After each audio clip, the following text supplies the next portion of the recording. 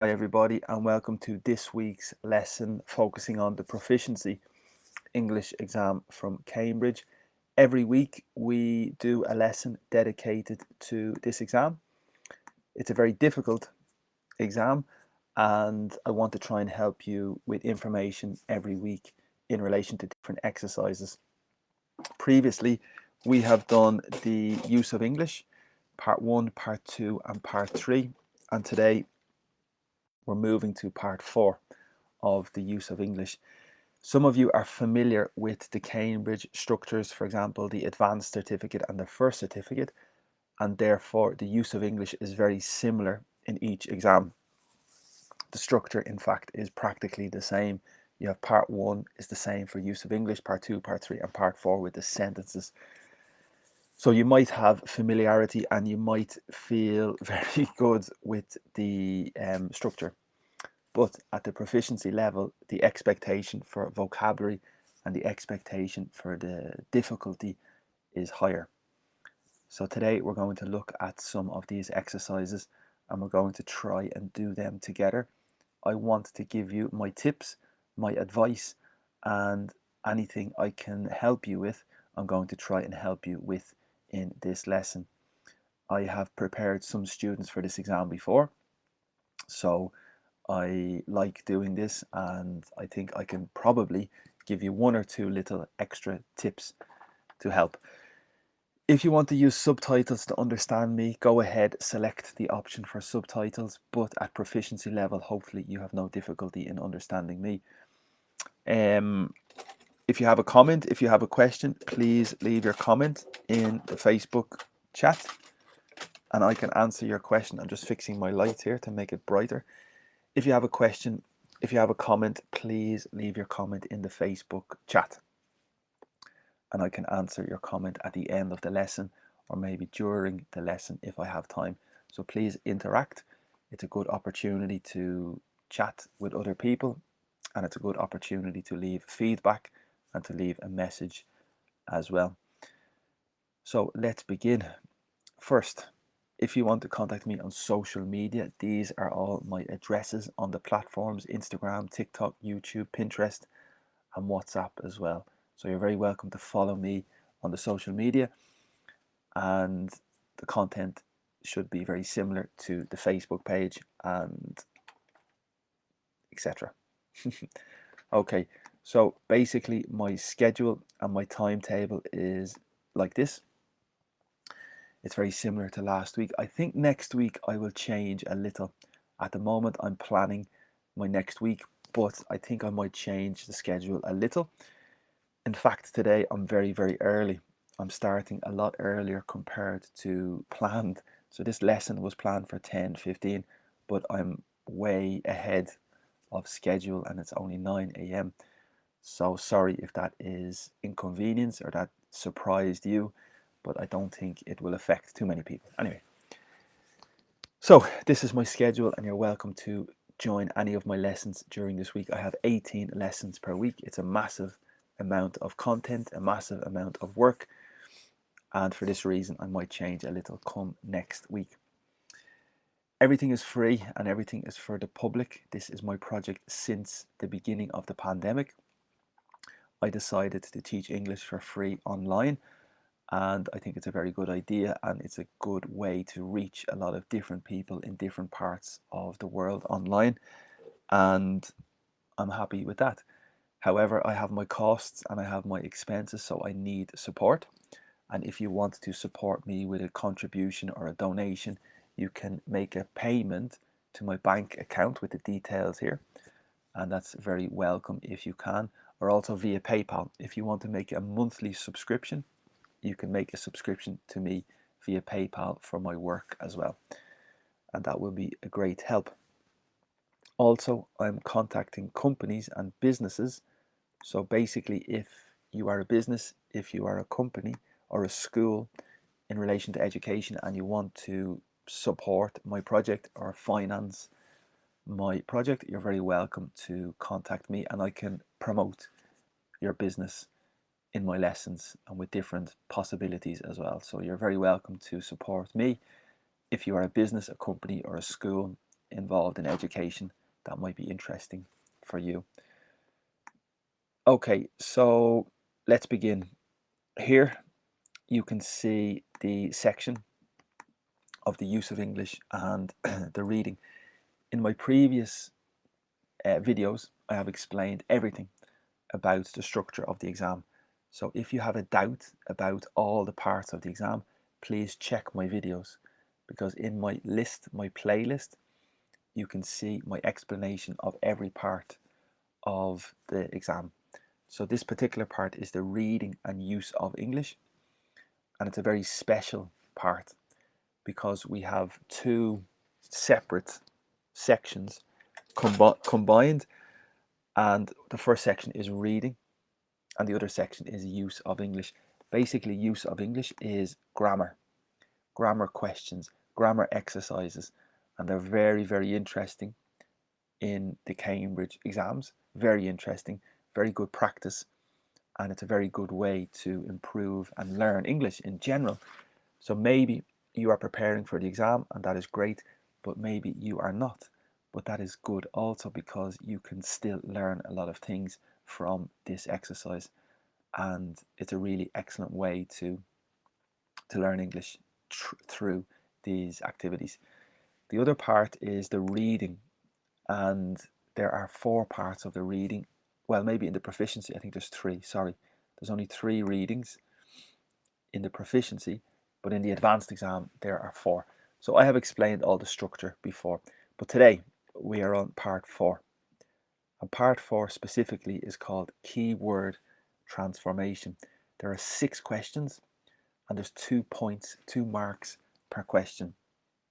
So you have the potential, the possibility to achieve 12 points from this exercise. So it's really interesting. The focus is on grammar. Okay, so the focus is on grammar, vocabulary, and positions collocation. That's a bit difficult to understand, collocation. I think it just is related to the location of prepositions, and basically the focus is grammar and vocabulary. So we have 6 discrete items with lead-in sentence, so the first sentence, and a gapped response, which is a second sentence, to complete in 3 to 8 words, including the given word. So this is important because it's different for the advanced. I think the advanced is 3 to 6. The first certificate is maybe 2 to 5 words. So the proficiency is a minimum of 3 words and a maximum of 8 words, plus including the given word. So it's a lot of content to possibly write. So let me show you exactly what I am talking about. First, remember you've 1 hour and 30 minutes to complete 7 parts. That is 90 minutes divided by 7 is approximately maybe 12 minutes, maybe approximately 12, 13 minutes per question on average. 12 or 13 minutes for part 1, part 2 on average. Of course, you will finish some of them early and you might require more time for different parts, etc. Okay, so let's show you part 4. And this is part 4. So the example and the instructions. Let's first read the example and read the instructions in English. For questions 25 to 30, complete the second sentence so that the second sentence has a similar meaning to the first sentence using the given word. Okay, so that's it. We must complete the second sentence with the same significance, similar meaning, but really the same significance as the first sentence. Okay, you have a word given, objection in this case, and we do not change the word given. You must continue with this word, and that is the case here, objection, for example. You must use 3 and 8 words, between 3 and 8 words, including the word given. And here is the example. So let's look at the first example. Do you mind? Do you care? Do you mind if It's a strange sentence. Do you mind if I watch you while you paint? So very peculiar because you're painting and somebody wants to watch you. So first you must understand the sentence, you must understand the context, and then you must try to write the second sentence with a similar meaning as the first sentence, almost identical, if possible. So the word given is objection. And the beginning of the sentence is do you. Do you, so that exists in the first sentence and the second sentence, so we can eliminate this from the calculation. Mind if I watch is the key part, because you while you paint is existing in the first sentence and it exists in the second sentence, so we can eliminate this part also. So the key part is mind if I watch. How do we create this phrase using objection? And there is a structure in English. The structure in English is to have an objection, and that's a typical phrase. I have an objection to something, and this means I mind, I care, that it's important for you. So because you have an objection, the significance is that really you mind and it's important to you. Okay, so that is the structure. I have an objection to something, and that's the first thing that comes to your mind, I hope. So therefore the question is, do you have an objection to my watching? For me this is difficult because the first part is easy. Do you have, for me, an objection? But in this sentence they say any. So I probably would have a mistake here. I would say, do you have an objection to me watching? So for me, I'm going to show the answer. Do you have an objection to me watching you while you paint? For me, that would be my first answer. But according to the answer, it's not correct. Why? I don't know. For me, this is correct. And maybe it's possible two answers, but so basically the difference between an and any, an is one. Do you have one objection? Is there one specific objection you have? Do you have one objection? Or any maybe means you have different objections. You have two or three objections. I don't think there's a big problem between any objection and an objection to me. So the next part is me watching. And again, I think that's okay. I think that's okay. Yes, it's the object pronoun, but this is the possessive pronoun. And I think this is in this case, it's the noun, and this is the possessive adjective. So according to the book, this is the correct answer. I might have the error. So basically, there's two marks. I think the first mark is the first part, and the second mark is the second part, obviously. So there's a possibility of 2 points for this exercise. Okay, let's look at the first example. Oh, sorry, the first question. So this is the real exam. Question 25. The sentence, the driver is the subject, instructed is the verb in the past, the driver instructed the object, passengers, to move down the bus. So the driver instructed the passengers to move down the bus. Another way to say this is the driver told the passengers to go down the bus. The driver told the passengers to move down the bus. So there's different ways to say this. And what do we have in the second sentence? We have passengers and we have down the bus by the driver. So if you have a good eye, you might identify the clue here. The first sentence, the driver is the subject, but the second sentence, the driver is the object plus the preposition. And this is a big indicator for the passive voice. And at proficiency level, I'm totally sure you are familiar with the active voice and the passive voice, so there is no need for me to explain to you. However, some people might not know, but this, I think, is the active voice and the passive voice. So I hope you understand what the active voice is and the passive voice is. So basically the active is the subject of the sentence, the verb and the object. This is called the active voice. So to create the passive voice, we change the position of the object to the beginning of the sentence, and therefore passengers is the focus and the subject of the passive voice, and the driver changes the position to the object, and this is a perfect example of the passive voice. So when we create the passive voice, we also need the auxiliary verb to be. Therefore, we need to include the auxiliary verb to be plus the participle of the original verb, instructed.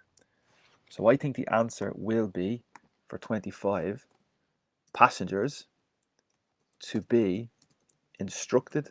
That's the first part, because this is the passive. But the verb to be, what verbal tense is the verb to be in this passive voice? Well, it's the same verbal tense as the original verb, and the original verb instructed is the past simple. Therefore, it's the past simple of the plural. Passengers were instructed. Okay, next we have the word way. So what is the substitution? Because the driver instructed the passengers, that's included already. Down the bus already is included. To move down.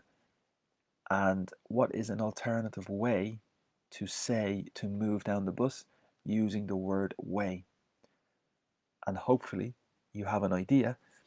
But for me, the first idea is to make your way. Make my way, make your way, make his way, make our way down the bus. But it's plural in they. So I think the answer is we're instructed to make their way down. For me, that seems to be correct and that seems to be good. So passengers were instructed to make their way down the bus. That is 1, 2, 3, 4, 5, 6 different words. And that is okay because the minimum is 3 and the maximum is 8. So for me, that is correct. So I give myself 100%, but obviously the book might be different. So we need to check the answers for the book.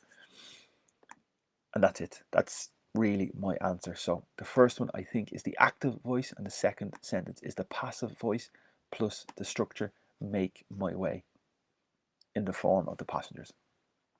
Okay, so you have the idea. Let's try the second sentence. I recommend, highly recommend, now you try to do this exercise yourself. First, you try to complete this activity. You try to complete this exercise first, and then you can listen to my explanation to try and give you some tips how to do it. So the sentence is Mira, that's the subject. Tried is the verb to try in the past, irregular, tried, attempted. To stay out of the argument, very interesting structure. If you stay out of the argument, you are not involved. So you stay out of the argument. This is a very typical instruction when you want somebody to stay out. You say, stay out of this. It's none of your business. There's lots of different ways to say it, but stay out of this is one way to tell a person not to interfere in your business, in your argument. So Mira tried to stay out of the argument between her two colleagues. Interesting. And the word we have is sides. So immediately I am thinking about a possible combination with sides that fits perfectly. So Mira tried and Mira tried between her two colleagues, So this is accounted for. So we really need to focus on stay out of the argument. The substitution for stay out of the argument. So Mira tried. What do you think? So take your time and try to do this. I have an idea in my mind, and the structure is to take sides. That's the very, very famous structure, to take sides in an argument. So if you take sides in an argument, you become involved and you have a preference for the argument. So that's the famous expression, to take sides in the argument. However, Mira tried to stay out of the argument, so Mira tried not, in the negative, not to take sides in the argument between her two colleagues, and that fits perfectly. We have 1, 2, 3, 4, 5, 6 different words, and the spelling is very important as well. However, argument is also in the text here, so basically you can use the spelling, so don't make the mistake of the spelling, especially when you have the word in front of you, because sometimes people make small spelling mistakes, and that is points that you do not want to throw away. So Mira tried to stay out of the argument between her two colleagues. Mira tried not to take sides in the argument between her between her two colleagues. Not bad. If you know the combination to take sides, it's easier. If you have no idea of this expression, probably you are lost. So it's important that you read and read and read a lot of English to become familiar with different structures and different combinations in English. And maybe this is a collocation, if you remember the instructions at the beginning. So the secret to this exam, this exercise, is reading a lot of English, because when you read more and more and more and more and more English, you will become more aware of combinations, structures in English that will appear in this exam. Number 27, first sentence. A lack of support is threatening the success of the carnival.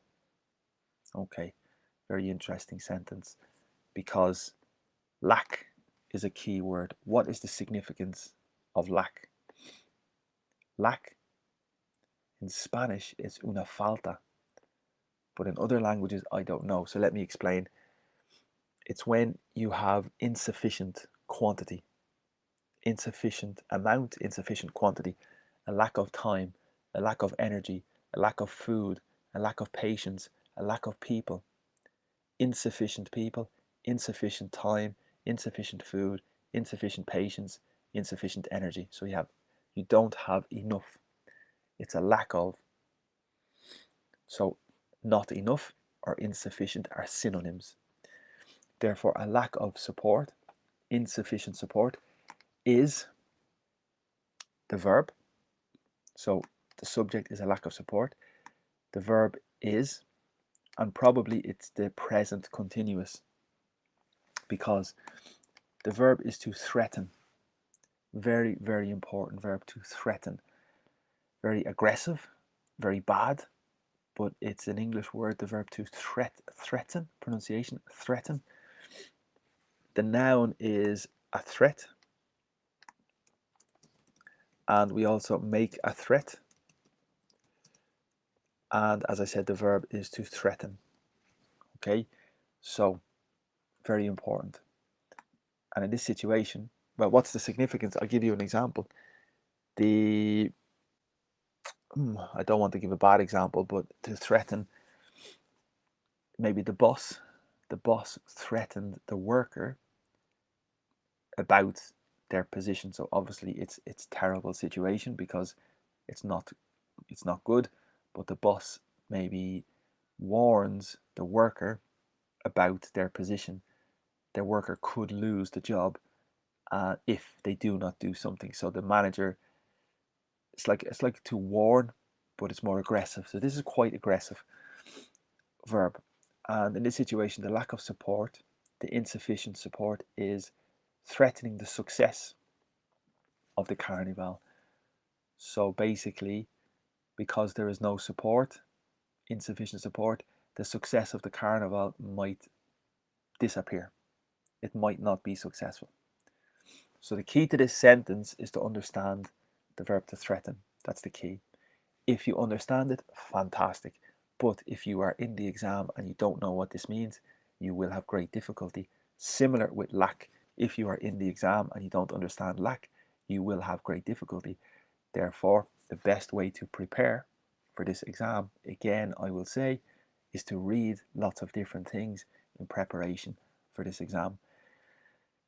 Not just for this exam, it's an excellent way to learn English anyway, by reading, reading, reading. Okay, so what is the second sentence? The carnival's possession something support under. Difficult. So we have the carnival, so maybe it's the active and the passive, possibly, but it's the possession. The carnival's what? In the first sentence, it's the success of the carnival, so the carnival's success maybe is the correct answer, I think. So 27 is success, the carnival's success. What? Next, we have lack of support. So this is probably connected with support, but we also have is threatening plus under. And from your experience reading English, you might identify a connection with under and threatening. There is a very strong structure in English with this combination. And in English, we say it is under threat, and that's the typical structure. We can also say in danger, but under threat is specifically what we say. So something is under threat. This means it's possible that you will lose it. So the carnival's success is, because it's the third person, the success, it is under threat, I think, is the correct structure. Typically with the preposition of, maybe not. So the carnival's success is under threat, something lack of support. So probably we can complete the sentence lack of support. Okay, because basically it's the only way to do it. So this is not perfect at the moment. This is not good because it's not comfortable. We need to complete this sentence better. So the carnival's success is under threat, lack of support. We need a linker between threat and lack of support. One possible linker, excuse me, one possible linker is because of the. Well, that's, yeah, okay, so I need to correct my spelling. Because of the lack of support. So that fits good. The carnival's success is under threat because of the lack of support. For me, that's good. How many words? 1, 2, 3, 4, 5, 6, 7. 1, 2, 3, 4, 5, 6, 7, 8 or 9. 9. 1, 2, 3, 4, 5, 6, 7, 8, 9 words. Therefore, it's not possible. But it's very comfortable and it's very good, but it's not possible because of too many words. So we need to change maybe the linker because of.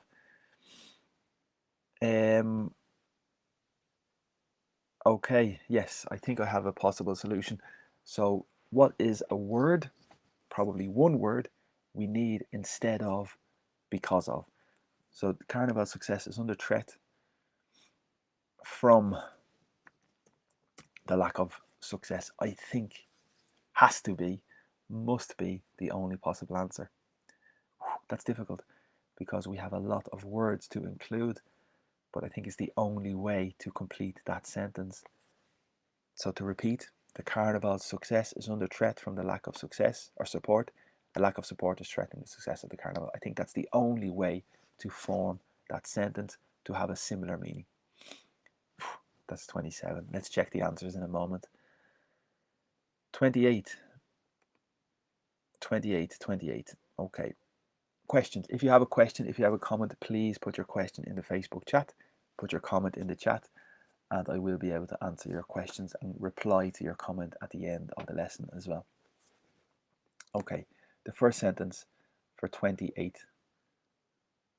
The manager, subject. I hope you can see this is very small. The manager is the subject. The verb is to refuse. In the past simple, refused.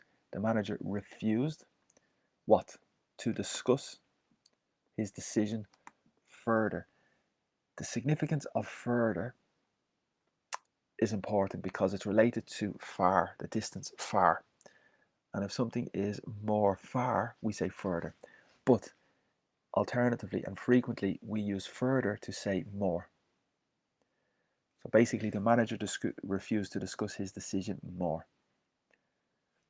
Okay, so what is the second sentence? The manager stated, said, confirmed that his decision open discussion.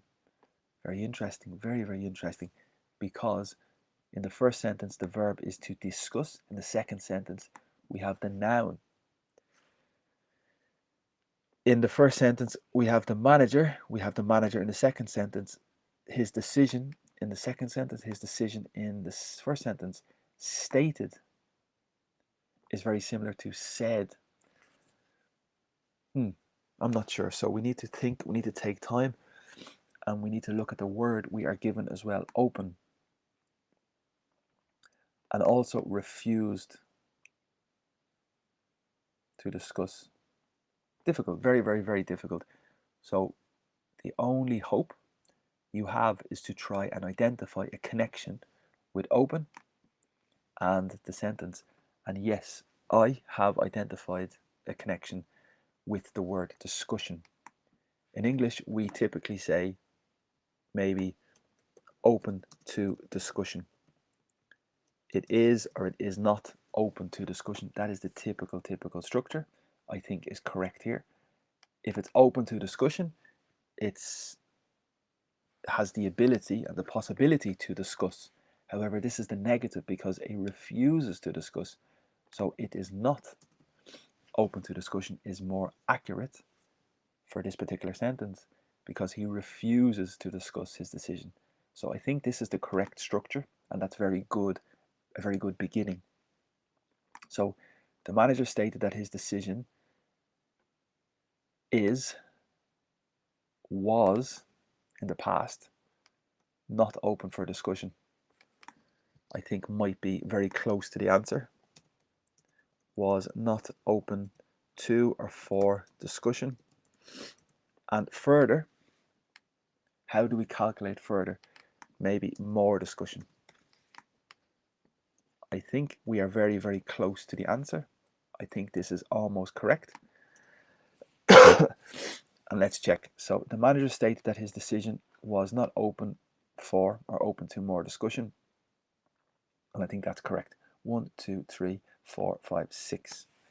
Prepositions, I think the two of them are possible. I don't see any problem with selecting either of them. So I imagine the two of them are acceptable. And that should be the correct answer. The manager stated that his decision is not open, was not open for more discussion. Okay, so they are 4 questions. I think we have 2 more, and then we will check the answers. 29 and 30, so take your time. You can do this if you want yourself. You can try to do this first. Press pause on the video and try to do this yourself, and then listen to my effort and my tips or advice if I have any. So number 29, please text me. This is the verb to text, but there's no subject. And why is there no subject? Because it's an imperative, it's an instruction, it's an order. This is considered imperative. And when we have the imperative, we have no subject. So please text me when you get home. So yes, here we have the subject, you, but the first part is an instruction. Please text me when, new clause, you get home, you arrive home. Even if it's very late. So a very clear sentence. Please text me when you get home, even if it's very late. What is the second sentence? When you get home exists in the first and the second, and please text me exists in the first and the second. So we're very, very close to the answer. And the word we have is how. Wow, plus no.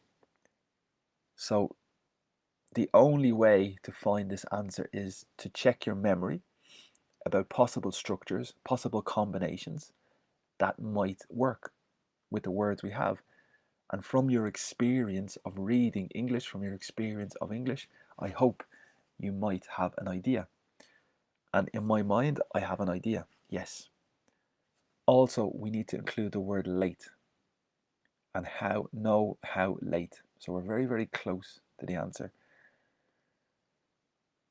And I think you either know it or you don't know it.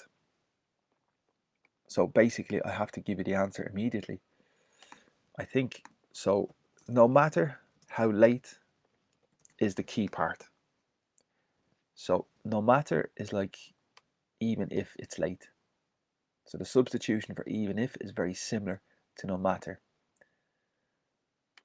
Difficult. So no matter how late it is when you get home. Okay, so no matter how late when it is when you get home.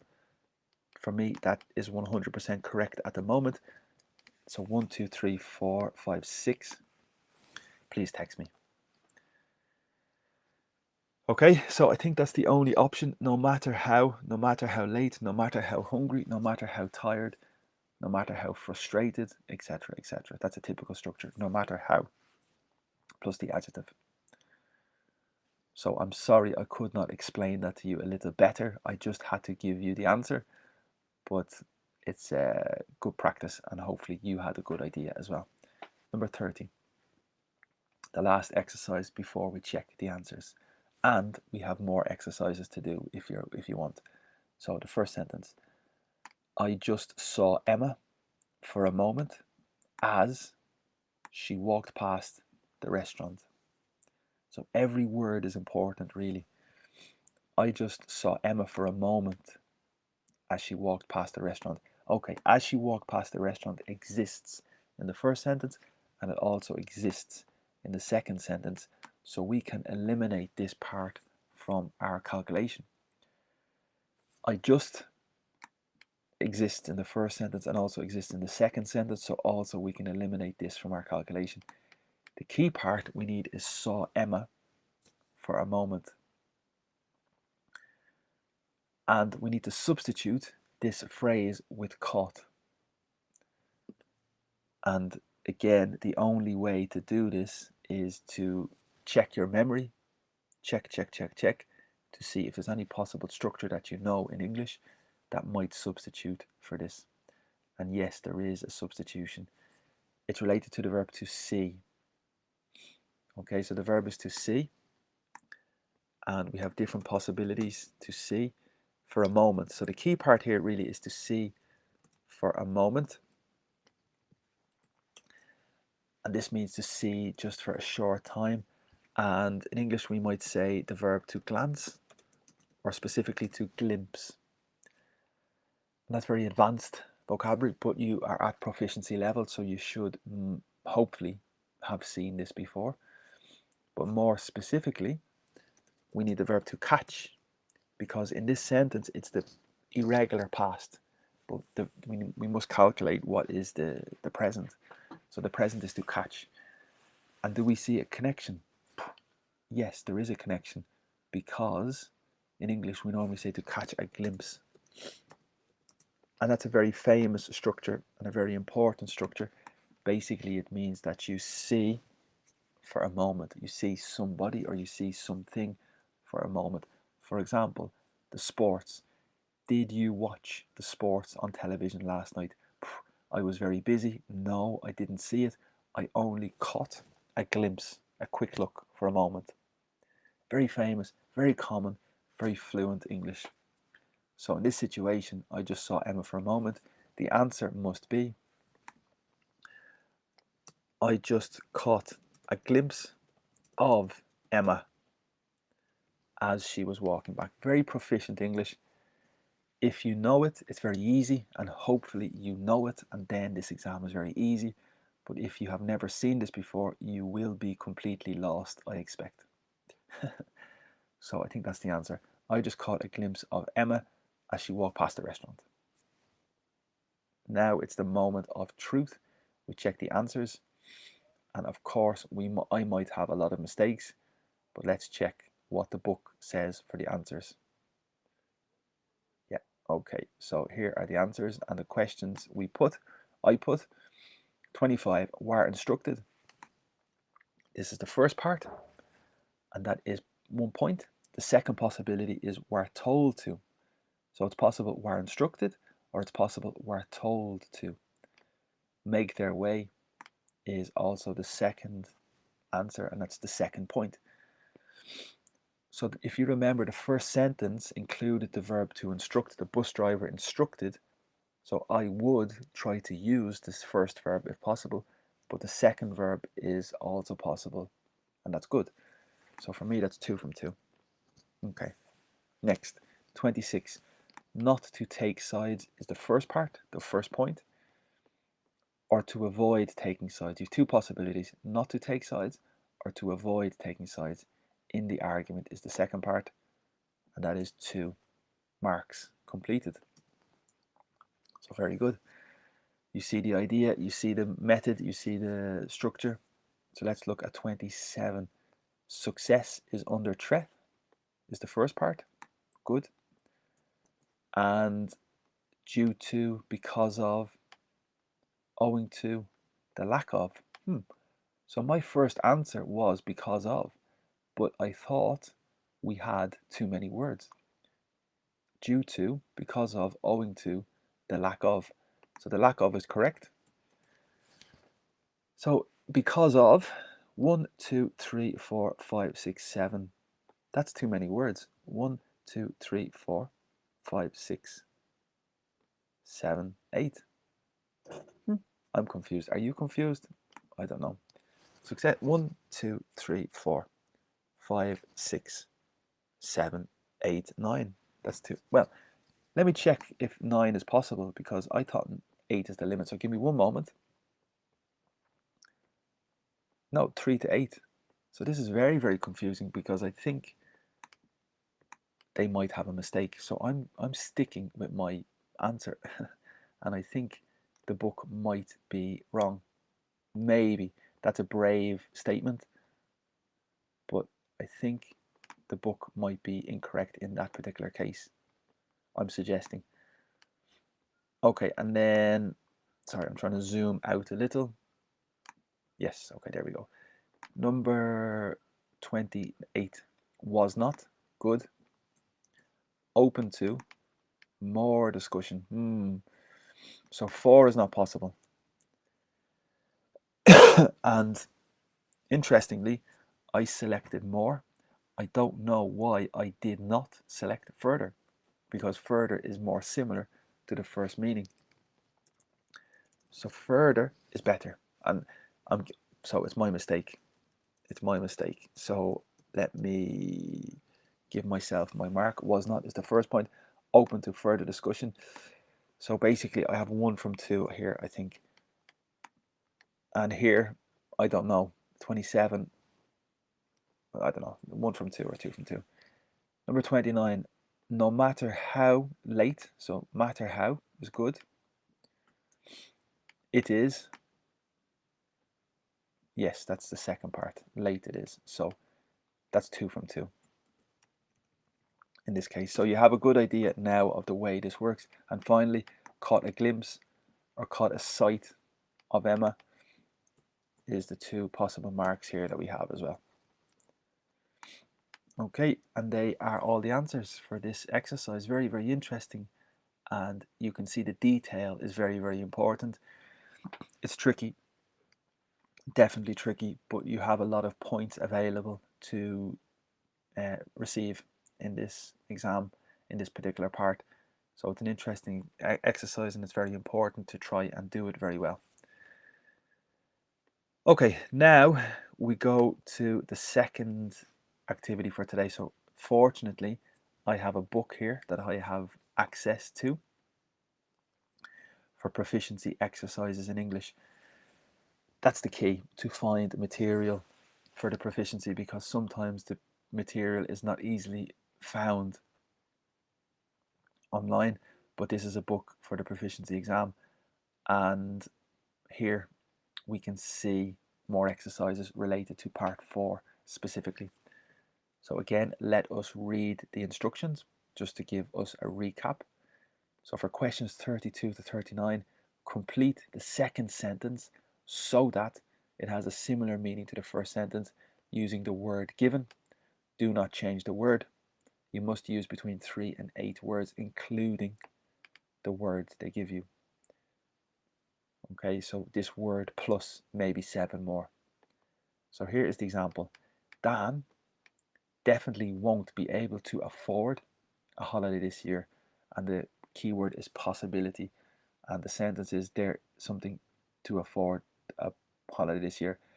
The structure typically is there is a possibility or there is no possibility, and that's the structure. There is no possibility of Dan being able to afford. So more or less straightforward, more or less logical, but that's the first example. Okay, let's try question 32. The first sentence is John is the subject, has hinted, very important verb, very advanced. The verb to hint is to suggest. It's like to suggest. So John has hinted is the present perfect that he does not wish to remain in the group any longer. So John has suggested that he does not want, he does not desire, he does not wish to remain or to stay in the group more, any longer, any more, for more time. Okay, hint. John has. So in the first sentence, hinted is the verb, but the second sentence, possibly, it's the noun. Or possibly the verb, but I think it could be the noun. So we have the verb to have. John has. Wishes he to remain in the group. And what is the structure with the noun? There is a structure in English, probably with the verb to give. You give a hint. So please give me a hint. I need to buy a Christmas present for you. Please give me a suggestion. Give me a hint. And that is exactly the case here. So please give me a hint. And this is the verb to have. It could be the auxiliary verb for the verb to give. So has given. John has given a hint in the noun that he does not wish. No, because wish is only possible with does not. So we need to create the negative. John has given a hint.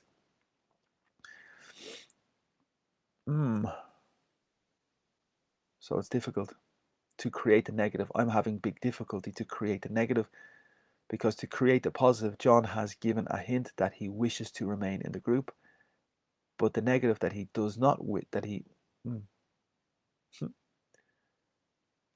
Okay, so I'm having big difficulty here. We might need to check the answer. So John has, and you can see the answers are on page 139, but we must wait. Has given the hint that okay, to set the final part any longer. That's the key part for my answer. And to incorporate any longer into my structure, that he no longer, in the negative, that's perfect. He no longer wishes. Now that fits perfectly, and that's logical, and that makes sense. So he has given the hint that he no longer wishes to remain in the group. That is 1, 2, 3, 4, 5, 6, 7. 7 words, and that's good, I think. Next. 5 actors. So 5 actors, sorry, I'll just try to position this a bit better, were competing, that's the past continuous, for the leading role, the most important position, the prominent position in the play, in the theatre. So 5 actors were competing for the leading role in the play. Contention, there, the leading role of the play. So we can eliminate the leading role of the play, and we need to consider 5 actors and we're competing for. So the keyword is in contention, and this is a substitution in type, sort of a substitution for competing. So let me explain. The verb is to compete, and the substitution is to be in contention. Okay, so that's the typical structure. The verb to compete is a substitution for to be in contention. That's from my memory, that's from my instinct, and that's from my experience of English. Because I'm a native English speaker, obviously I have had a lot of exposure to English. But the way to prepare for these exams is to read and to be exposed and immersed to a lot of English. So that's the substitution, to compete and to be in contention. Now, there, 5 actors. There is 5 actors, or the past, there were 5 actors. I think that's perfect. So there were 5 actors in contention for the leading role of the play. I think is 100% correct. So let me write that. There were 5 actors in contention for the leading role of the play. Okay, now you understand. Next, 34. A spokesman. What is a spokesman? Well, a spokesman is related to the verb to speak. The past is spoke, but specifically a spokesman, a spokeswoman, a spokesperson is the person who speaks on behalf of the company or a business or a group. So the spokesman, the spokeswoman, the spokesperson is the person who gives their opinion or reflects the opinion of the company, of the group, of the organization. You are a spokesman, a spokeswoman, or a spokesperson. In this case, the spokesman said that the story was total speculation, pure speculation, absolute speculation, and speculation is just gossip. So that's the first sentence. A spokesman, a representative, said that the story was only speculation, total pure speculation.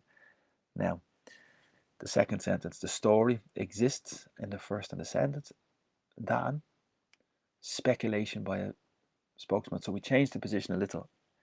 So the keyword is dismissed.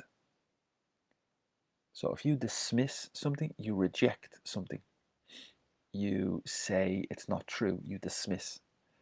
So the story is the subject in the sentence, and we changed the position of the story and the spokesperson. So I think this could be an indication of the passive structure again. And with the passive structure, we need the auxiliary verb to be.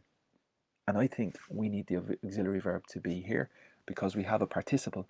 Dismissed is a past simple, and it's also the past participle. So I am suggesting we use the auxiliary verb to be plus the past participle dismissed. So the story, singular, was dismissed in the past. Okay, so the story was dismissed by the spokesman is the passive. Pure, okay, so we need to calculate pure. Was dismissed as, okay, yes, here's the structure. No more than, I think might be the answer. Was dismissed as being no more than. And that now becomes more correct. 1, 2, 3, 4, 5 was dismissed as being no more than speculation by a spokesperson, spokesman. The only word we are missing is pure. That's the only word we are missing. Pure, pure, pure. So spokesman said that the story was pure speculation. The story was dismissed as no more than pure speculation. But I think we must omit pure because there's no position in this sentence possibly for the word pure. So I'm suggesting that we eliminate or forget this word pure, which is risky because normally every word is important, but I think in this particular case there is no space for pure. I could be wrong. Hopefully I'm wrong because I want to include pure. Okay, third, we have a lot more. Or maybe we do the, I'll tell you, maybe we do 2 more, 3 more, and you can finish the rest for homework if you want. Okay, this is interesting and this is very proficient. She was concentrating, subject, verb, adjective, or past continuous, so hard, so is connected with that for the consequences. She was concentrating so hard on her work because the preposition concentrate on that she didn't notice, she didn't realize, she didn't recognize when I entered, when I came in. Now, we have the difficult word wrapped. And this is very, very good substitution, but it's very proficient. If you know this, fantastic. If you don't know this, you will be very lost. So we have she was, that she didn't notice when I came in, so that she didn't notice when I came in. So it's very direct. No passive, no active. It's just ordinary second description of the first sentence. So we need to substitute concentrating so hard on our work with wrapped. And remember, the verb to wrap is like this. At Christmas, you wrap your presents. When it's cold, you need to wrap up because it's very cold. However, when you are immersed in your work, when you are concentrating so much in your work, in English we typically say you are wrapped up in your work. That's a very famous expression. You are wrapped up in your work. You're immersed, you're involved, and you cannot see anything because you are covered in your work. That's the context, that's the significance, that's the explanation. So she was so wrapped up,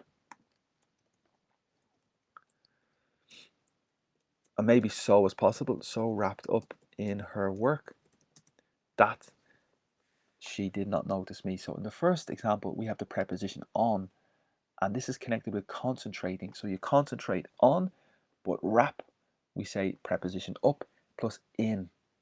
So prepositions are so important in English. You must try to remember the typical combination with the verb and the preposition always in English. So you concentrate on and you're wrapped up in your work. Very, very difficult, very fluent, and very good quality English. That's number 35, in my opinion. So I'm happy because I'm a native English speaker and I'm doing good in this. I'm doing well in this exam, and that's good news for me. Okay, number 36. They still haven't found out what caused the accident. The subject, they, still is a type of adverb. It means it continues. They still, phrasal verb, find out in the past, found out in the present perfect, in the negative. They haven't found out. They haven't discovered. They haven't learned what was the cause of the accident. But in this case, it's the verb what caused. So the sentence we have is they have yet, the accident was, and yet is like a substitution for still. They have yet, but the conjugation is very important. So found out in the first probably translates here to the infinitive. They have yet to find out. So it's very difficult because you must remember the best way to smoothly include most of the words. So I think that's the correct answer. They have yet to find out what caused the accident, but we don't have the verb. We have the noun or the verb or the infinitive. So it's probably the noun, the cause of the accident was. So I think that could be the end of the sentence. They have yet to find out the cause of the accident. So what? So it's perfect. I think it's very similar. So they have yet to find out what the cause of the accident was. For me, that seems to be good. They have yet to find out what was the cause, or what the cause of the accident was. That's number 36. Cause of the accident was. Yes, okay. Number 37. And maybe, possibly we finish with this, maybe. Okay, reluctant is the adjective. If you are reluctant, you are apprehensive, you are anxious, you are careful, you are cautious, you are wary. So we have lots of vocabulary here to say reluctant. In English we can say wary, that's the most advanced, cautious, etc., etc., etc. So I was reluctant, and here it's the adverb reluctantly. So I reluctantly signed the contract. I was not happy with the contract, but I signed the contract reluctantly. Okay, so this is very, very advanced, and signature is the noun, and the structure is it was with. So this is interesting because the preposition with is typically with the noun, and the noun of reluctant is reluctance. So I think the answer would be it was with reluctance that I put my signature on the contract. That's my first answer. I might be wrong, but that's the best one for me because signature is the noun and signed is the verb. So you can see the change from the adverb reluctantly to the noun reluctance, and signed in the verb to signature in the noun. So lots of changes of forms, and that's the name of this exercise, keyword transformation. So it was with reluctance that I put my signature on the contract. I think it's the only logical substitution. I think it's the only logical way to complete that second sentence. Two more. Suzanne, subject, is far superior, a lot more superior to me in terms of, in relation to, technical knowledge. So let me repeat. Suzanne is the subject, the verb is to be, Suzanne is far superior to me, much more superior than me. So that's a good structure, far superior to me, so she is better than me in terms of, in relation to, technical knowledge. The second sentence, when it comes to, this is a very good structure, this means in relation to, in terms of is a substitution for when it comes to, technical knowledge. So when it comes to technical knowledge, how do we finish this sentence? It's a bit difficult. So the first part, I think, is when it comes to technical knowledge. Okay, that seems to be the best answer. When it comes to technical knowledge, Suzanne, something for... I'm having difficulty to substitute and transform this part with this part.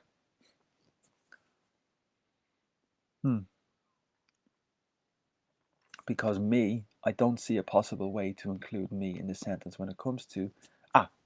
sorry, I forgot the word. We must include the word match when it comes, and this is easier now. So when you make a comparison, far superior to me, there is a structure in English with match, and it's no match for you are no match for me.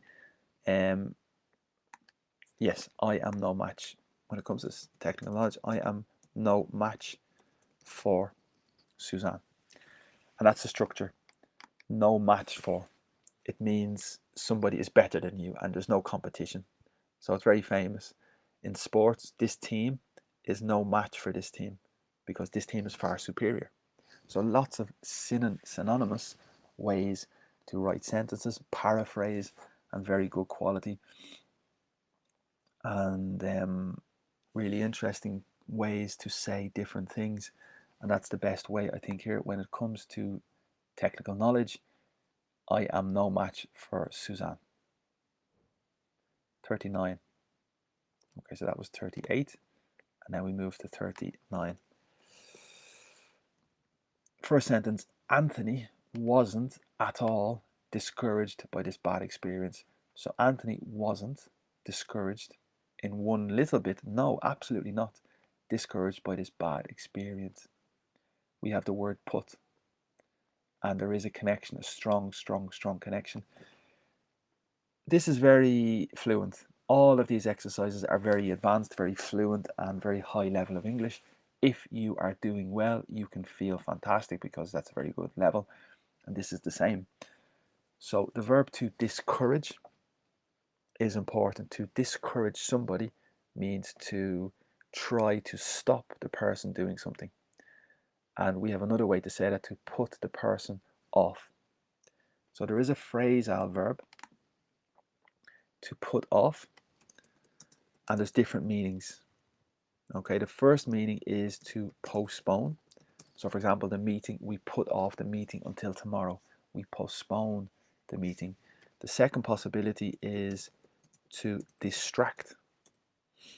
In sport, the player takes the penalty and the supporters try to put off the player, to distract the player.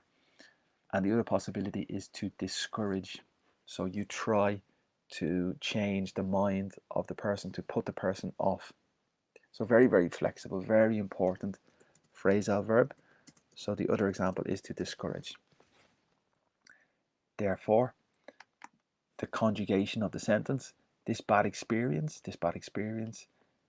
Anthony wasn't at all, and then least. So yes, I have a connection with at all, substitutes for in the least. Okay, so in the least is a substitution for at all. That's the first part. And then it's the past. Discourage is the past simple. Therefore, we need to use the past simple in the negative. And the sentence becomes, I think 39, this bad experience didn't put Anthony off in the least. I think that might be the best possibility. So we repeat, this bad experience didn't put Anthony off. That means to discourage Anthony in the least at all. And for me, that is everything. Anthony wasn't at all discouraged by this bad experience. This bad experience didn't put Anthony off at all in the least. Very difficult, very fluent, very, very good quality English. And that is everything. So I'm happy we completed everything, because there's a lot of work. And now for the key part, to find the answers. And the answers are on page 139. So let's move to page 139. Go to page 139, and you can see the answers here at the bottom. Hint. Okay, and you can see the explanation. If you have time, you can take your moment, you can stop, and you can read the explanation from the book. But the first answer we had was 32, as given the hint. Given the hint is the first mark. Yes, there is a very famous expression as well, to drop a hint. If you drop a hint, you make a suggestion. That he no longer wishes, and that's 2 from 2. Okay, that's a good start. So that's a very good expression. To drop the hint means to give a suggestion, a little suggestion. Number 33, were 5 actors is the first part. In contention for is the second part. And you can see the definition here grammatically. If you want to study the reason for the answer, you can take your time and read that now. But we continue to 34. Okay, 34, was dismissed as, very good. And nothing more than, no more than, very good, that's the second part. I have included being, but being is not necessary here. So I'm suggesting being is maybe optional or maybe not necessary. So if you want to check that sentence again, the story was dismissed as no more than mere speculation, pure speculation. For me, being is possible, but it's an option according to the answer. So I'm going to maybe give myself 1 or 2. That doesn't matter. Let's say 1 or 2 from that one. 35, so wrapped up. So wrapped up, that's correct. In her work is also correct. That's the second mark. And that is 2 from 2 as well. 36, to find out, number 1, what the cause of, number 2. And that is 2 from 2 again. So very, very good. 37, some reluctance. So some is optional and reluctance is the key word. That That's the first part. I wrote my signature is the second part, and that is 2 from 2 as well. So very good. And again, you can see the explanation here grammatically why this was explained and why we have the answer, and you can see this according to the book and take your time to check that as well if you want. And then 38, sorry, you can hear my dog. Give me one moment and I'll come back. I need to let my dog in.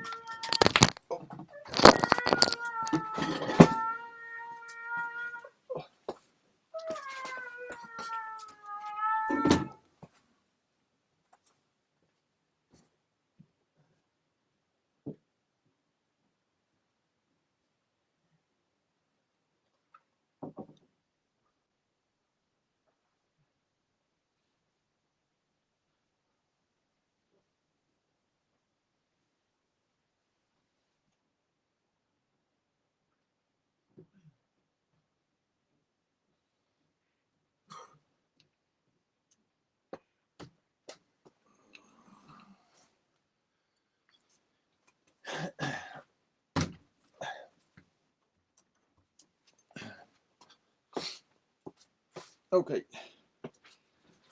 Now, sorry. That was my dog. Okay, let's continue. I think we're almost finished with the answers. And let me just give you the final answer. And then we can finish, I think, with this part of the lesson. So number 38 was to technical knowledge is the first part. And that's good. That's part 1. And the second part is I am no match for. And that's 2 from 2. Okay, very good. So we're doing very well. And then the final part, didn't put Anthony off, is the first mark. And the second mark is in the least, if you remember. And that also is 2 marks. And then that was everything, 39. Great. So very good practice. And this today is part 4. Part 4 is very important for the use of English. And that is the section that sometimes creates the most difficulty for people.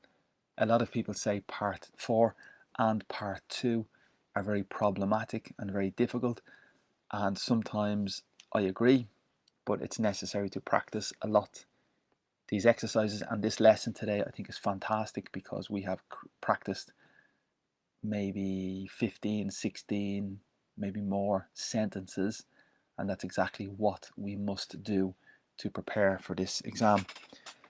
So if you have a question, if you have a comment, if you have a doubt, please put your comment in the Facebook chat and I will be able to answer your question at the end of the lesson.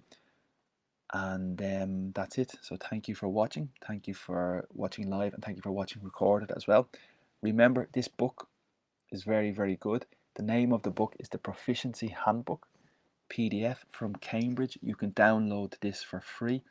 There's 66 pages, but it's very clear and it's a very good book. It's called the Proficiency Handbook for Teachers, and it's excellent because in the previous page it explains exactly what is part 4, and we have already seen this, but this is the definition of part 4 with the sentences, and basically it gives you a little introduction to the part 4.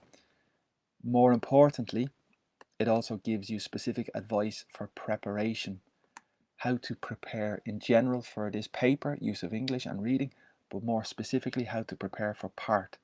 So how to prepare for part 4. Let's read this before we finish. So here's the beginning. To prepare for part 4, I must remind you that the answer must consist of 3, 4, 5, 6, or 7, or 8 words. No problem. If you write more than 8 words, you will not receive the marks. So I think you will not receive 1 mark even if it's correct if you have more than 8 words. So you must remember to calculate the correct amount of words. Remind them Okay, I'll just finish here. That contractions count as 2 words. So for example, don't is calculated as 2 words, do not. Each transformation is divided into 2 parts, each worth 1 mark. So a candidate may score 0, 1 or 2 depending on the accuracy of the response. Okay, so you've 2 marks for the sentence, 1 mark for the first part and 2 marks for the second part. In total, 2 marks.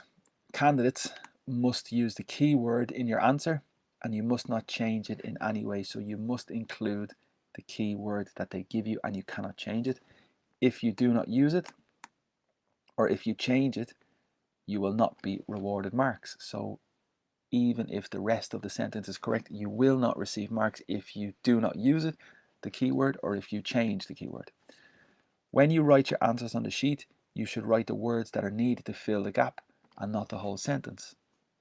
Okay, so remember some of the sentence is given already, but you only need to write what is missing. Remind you to pay careful attention to the frame for the answer. So especially any verb in the final part of the second sentence, as it may indicate whether a verb in the gap should be singular and plural. So the agreement, pay attention to the verbal tense because it could suggest if it's singular or plural. So the detail, as we have seen, is important. You should take particular note of the words immediately before the gap and after the gap. Okay, so pay attention particularly to the word before, because if it's a subject, the next word probably is a verb or an adverb. Well, it could be other things as well. In preparing for this paper, give your students practicing in paraphrasing.